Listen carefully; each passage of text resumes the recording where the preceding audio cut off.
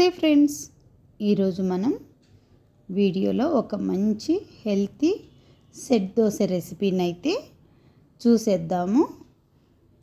పొద్దున్నే టిఫిన్ చేయడానికి హడావిడి పడకుండా పప్పు నానబెట్టలేదు, బియ్యం నానబెట్టలేదు అని ఎలాంటి టెన్షన్ లేకుండా ఇన్స్టెంట్గా ఈజీగా రాగి పిండి మరియు బొంబాయి రవ్వ ఒక కప్పు పెరుగుతో చేసుకోగలిగిన టేస్టీ అయినా హెల్తీ అయినా రాగి సెట్ దోశనైతే మనం ఈ వీడియోలో చూసేద్దాం. దీని కాంబినేషన్ వచ్చేసి ఆల్ ఇన్ వన్ చట్నీ అండి. ఇది కూడా చాలా టేస్టీగా క్విక్గా ఈజీగా చేసుకోవచ్చు. అదే అండి, ఆల్ ఇన్ వన్ అంటే ఇడ్లీ, ఉప్మా, దోశ ఇలా ఏ కిచిడి దేంట్లోకైనా ఈ చట్నీ అనేది సరిపోతుంది. ఇప్పుడైతే వీడియో చూసేద్దాం. ముందుగా ఒక బౌల్ తీసుకొని 2 కప్పుల రాగి పిండిని అయితే తీసుకోవాలి. తర్వాత 1.5 కప్పు బొంబాయి రవ్వ తీసుకున్నాను. 2 కప్పులైనా వేసుకోవచ్చండి. నేనైతే 1.5 కప్పు తీసుకున్నాను. వీటన్నిటిని రెండింటిని బాగా మిక్స్ చేసిన తర్వాత ఆ విధంగా చేసుకోవాలి. ఇప్పుడు 1 కప్పు గట్టి పెరుగు వేసుకొని పిండిలో బాగా ఎక్కడ ఉండలు లేకుండా కలిసేటట్టు కలుపుకున్న తర్వాత తగినన్ని నీళ్లు పోసుకుంటూ పిండిని ఒక మాదిరిగా కలుపుకోవాలి. ఎక్కడ ఉండలు ఉండకూడదు. ఆ విధంగా స్లోగా కలిపేసుకొని ఇప్పుడు ఒకసారి ఇంకొన్ని నీళ్లు పోసేసి కలిపేసుకొని మూత పెట్టేసి ఒక 10 నిమిషాలు అయితే పక్కన నానబెట్టేద్దాం. ఇప్పుడు చట్నీని అయితే ప్రిపేర్ చేసుకుందాం. పిండి నానేలోపు ముందుగా స్టవ్ వెలిగించి బాండి పెట్టి బాండి వేడైన తర్వాత 1 కప్పు వేరుశెనగ గుండ్లను వేసి దోరగా వేపుకున్న తర్వాత 1 కప్పు పచ్చి కొబ్బరిని కూడా వేసి దోరగా వేపుకోవాలి. తర్వాత శుభ్రంగా కడిగిన 4 పచ్చిమిరపకాయలను కూడా వేసుకొని దోరగా వేపుకొని 1 రెమ్మ కరివేపాకు కూడా వేసి దోరగా వేపుకున్న తర్వాత కొద్దిగా పుదీనా వేసి మరి ఒకసారి కలిపి శుభ్రం చేసుకున్న కొత్తిమీరను కూడా కొద్దిగా వేసుకొని అంతటిని మరి ఒకసారి కలుపుకున్న తర్వాత 1 స్పూను జీలకర్ర వేసుకొని చిన్న నిమ్మపండు సైజు అంతా చింతపండును కూడా వేసుకొని అంతటిని ఒకసారి బాగా కలుపుకోవాలి.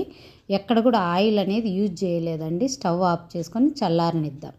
ఈ పచ్చడిని అయితే పూర్తిగా చల్లగా అయిన తర్వాతనే గ్రైండ్ చేసుకోవాలి. అన్నీ ఒకడైతే ఒక మిక్సీ జార్లోకి అంతటిని వేసుకొని రుచికి తగినంత ఉప్పు, కొన్ని నీళ్లు వేసి మెత్తగా ఫైన్ పేస్ట్ లాగా చేసుకున్న తర్వాత సర్వింగ్ బౌల్లోకి తీసుకొని పోపు పెట్టుకుంటే ఎంతో టేస్టీ అయిన ఆల్ ఇన్ వన్ చట్నీ అయితే రెడీ అయిపోయింది. చూడండి, ఇప్పుడైతే 10 నిమిషాల తర్వాత గట్టిపడింది పిండి. దీన్నంతటిని ఒక మిక్సీలోకి అయితే తీసుకోవాలి. కొన్ని నీళ్లు కలిపేసుకొని ఒక్కసారి బాగా మెత్తగా స్పీడ్గా 1 నిమిషం గ్రైండ్ చేసుకున్న తర్వాత వేరే బౌల్లోకి వేసుకొని దీంట్లోకి వెజిటేబుల్స్ అండి, మీడియం సైజు ఉల్లిపాయనైతే చిన్న ముక్కలుగా కట్ చేసి వేసుకున్నాను. 1 మీడియం సైజు టమాటాను ముక్కలుగా చేసుకొని వేసుకొని తర్వాత కొద్దిగా అల్లం ముక్కలండి, కొద్దిగా కరివేపాకు, 2 రెమ్మల కరివేపాకు, 2 క్యారెట్ల తురుమును కూడా వేసుకుంటున్నాను. కొద్దిగా కొత్తిమీర వేసుకున్న తర్వాత దీంట్లోకి రుచికి తగినంత ఉప్పు వేసుకొని 1 స్పూను జీలకర్ర వేసుకున్న తర్వాత కొద్దిగా వంట సోడా వేసాను. వీటన్నిటిని బాగా కలిపేసుకోవాలి. ఎక్కువగా ఉంటే కొద్దిగా వాటర్నైతే మిక్సీ కడిగిన వాటర్నైతే వేసేసుకొని పక్కనైతే ఉంచేద్దాం. స్టవ్ వెలిగించి సెట్ దోశది పెన్నం పెట్టానండి.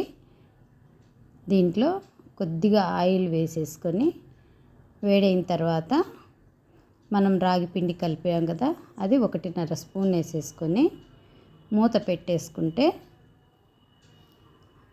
తర్వాత ఇటు అటు తిప్పేసుకొని కాల్చుకోవాలండి. ఆయిల్ కూడా ఎక్కువ ఏం పట్టదు. నేను చట్నీలో కూడా ఎక్కడ ఆయిల్ వాడలేదు, పోపుకు తప్పనిచ్చి.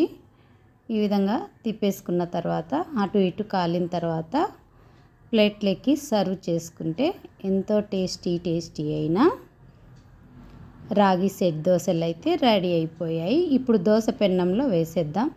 వేడైన తర్వాత కొద్దిగా ఆయిల్ వేసేసుకొని ఆ విధంగా స్ప్రెడ్ చేసిన తర్వాత ఈ 1.5 గరిటె రాగి పిండిని అయితే వేసేసుకోవాలి. కొద్దిగా మూత పెట్టేసుకొని 5 నిమిషాల తర్వాత తీసేసి అటు ఇటు తిప్పుకొని ఫ్రై చేసుకోవాలి. దోశనైతే ఈ విధంగా క్రిస్పీగా టేస్టీగా ఈజీగా ఎలాంటి పప్పు నానబెట్టకుండా ఎలాంటి బియ్యం నానబెట్టకుండా కలర్ఫుల్ అయిన 10 నిమిషాల్లో చేసుకోగలిగిన సెట్ దోశ మరియు రాగి దోశలండి. ఈ విధంగా మనము ఇంట్లో ఉన్నవారందరూ పిల్లలేమి పెద్దలేమి ఇష్టంగా తినేస్తారు. మీ అందరికైతే నచ్చింది అనుకుంటున్నా. లైక్ చేయండి, షేర్ చేయండి, కామెంట్ చేయండి. దీని కాంబినేషన్ వచ్చేసి పల్లీ చట్నీ, మునగాకు పొడి, ఇడ్లీ కారపొడి. దీంట్లో కొద్దిగా నెయ్యి వేసేసుకొని తినింటే ఎంతో టేస్టీ అయిన రాగి సెట్ దోశ టేస్ట్. మా ఇంట్లో టిఫిన్ అండి. ఎవరైనా నా ఛానల్ని ఫస్ట్ టైం చేస్తుంటే సబ్స్క్రైబ్ చేయండి, లైక్ చేయండి, కామెంట్ చేయండి. Thank you for watching.